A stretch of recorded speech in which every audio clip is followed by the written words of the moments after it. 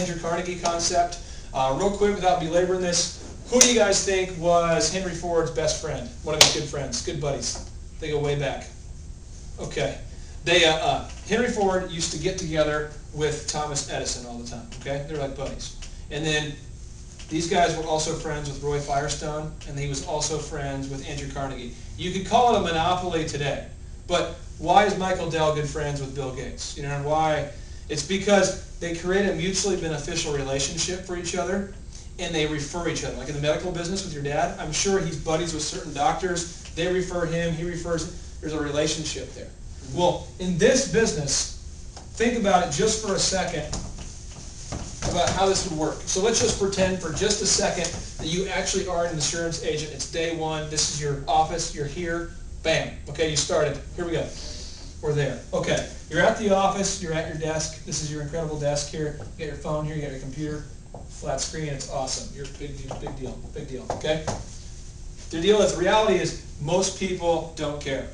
Your mom cares. Your wife cares. Your dad cares. I care. Nobody else cares. Okay, so you're here. How do you bring in business? Feel me? Anybody? Well, I'm from a smaller town, so I would possibly call like the local car dealership and talk to them about all their sales and see if they could refer their customers who buy cars to. And I'm going to give you the benefit of, I'm going to say dealership. Let's do it. Now here's the deal about the mastermind. It has to be mutually beneficial. So if you can't benefit the car dealership in some way, they're not going to want to help you. Because it's intellectually not honest for us to say that you would actually refer people to someone else if they wouldn't refer them to you. We should. I mean, as a Christian, I feel like that I should help you just because that's what God sent me to earth to do. But at the same time, do I randomly call up my neighbor and say, what's cracking? Can I help you? No, I don't. But who do I call up and help? I help the guy who sends me business, or I'll call Kirk up and say, hey, how can I help you? Why? Because I work with him. You know what I'm saying? It's like, so mutually beneficial. So what could you do to maybe help him? How could you? Possibly give him some kind of a discount on his insurance somehow? Okay, so we can offer insurance for him. Just ask me to think. I'm not saying it's right or wrong. You might be able to put a link on your website to his and refer traffic to him.